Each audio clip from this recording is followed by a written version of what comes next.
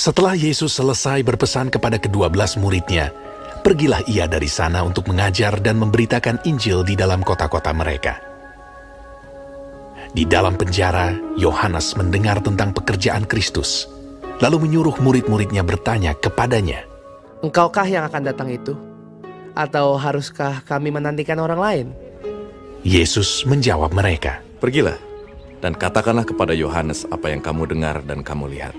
Orang buta melihat, orang lumpuh berjalan, orang kusta menjadi tahir, orang tuli mendengar, orang mati dibangkitkan, dan kepada orang miskin diberitakan kabar baik. Dan berbahagialah orang yang tidak menjadi kecewa dan menolak aku. Setelah murid-murid Yohanes pergi, mulailah Yesus berbicara kepada orang banyak itu tentang Yohanes. Untuk apakah kamu pergi ke padang gurun? Melihat buluh yang digoyangkan angin kian kemari? Atau untuk apakah kamu pergi? Melihat orang yang berpakaian halus? Orang yang berpakaian halus itu tempatnya di istana raja. Jadi untuk apakah kamu pergi? Melihat nabi? Benar, dan aku berkata kepadamu, bahkan lebih daripada nabi. Karena tentang dia ada tertulis, Lihatlah, aku menyuruh utusanku mendahului engkau. Ia akan mempersiapkan jalanmu di hadapanmu. Aku berkata kepadamu, sesungguhnya di antara mereka yang dilahirkan oleh perempuan tidak pernah tampil seorang yang lebih besar daripada Yohanes Pembaptis. Namun yang terkecil dalam kerajaan sorga lebih besar daripadanya. Sejak tampilnya Yohanes Pembaptis hingga sekarang, kerajaan sorga diserong, dan orang yang menyerongnya mencoba menguasainya. Sebab semua nabi dan kitab Taurat bernubuat hingga tampilnya Yohanes. Dan jika kamu mau menerimanya, ialah Elia yang akan datang itu. Siapa bertelinga, hendaklah ia mendengar.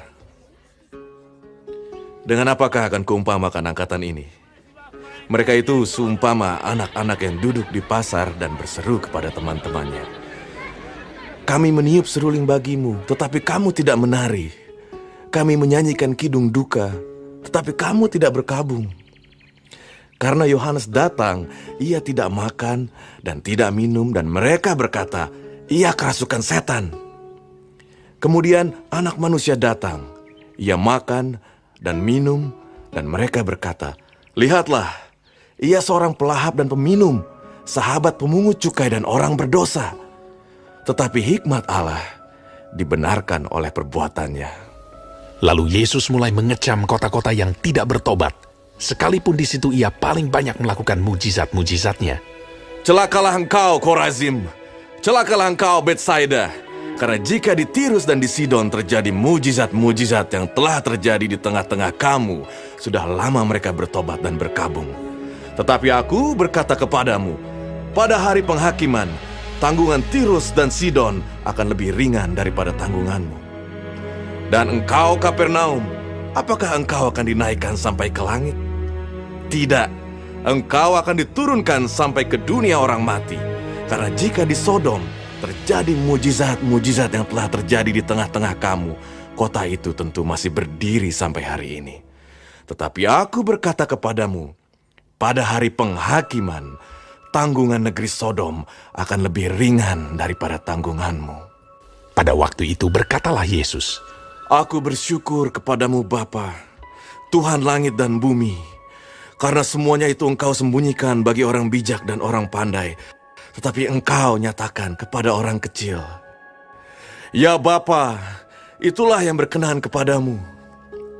Semua telah diserahkan kepadaku oleh Bapakku, dan tidak seorang pun mengenal anak selain Bapa, dan tidak seorang pun mengenal Bapa selain anak, dan orang yang kepadanya anak itu berkenan menyatakannya. Marilah kepadaku, semua yang letih lesu dan berbeban berat. Aku akan memberi kelegaan kepadamu. Pikulah kuk yang kupasang, dan belajarlah padaku, karena aku lemah lembut dan rendah hati, dan jiwamu akan mendapat ketenangan. Sebab kuk yang kupasang itu enak, dan bebanku pun ringan.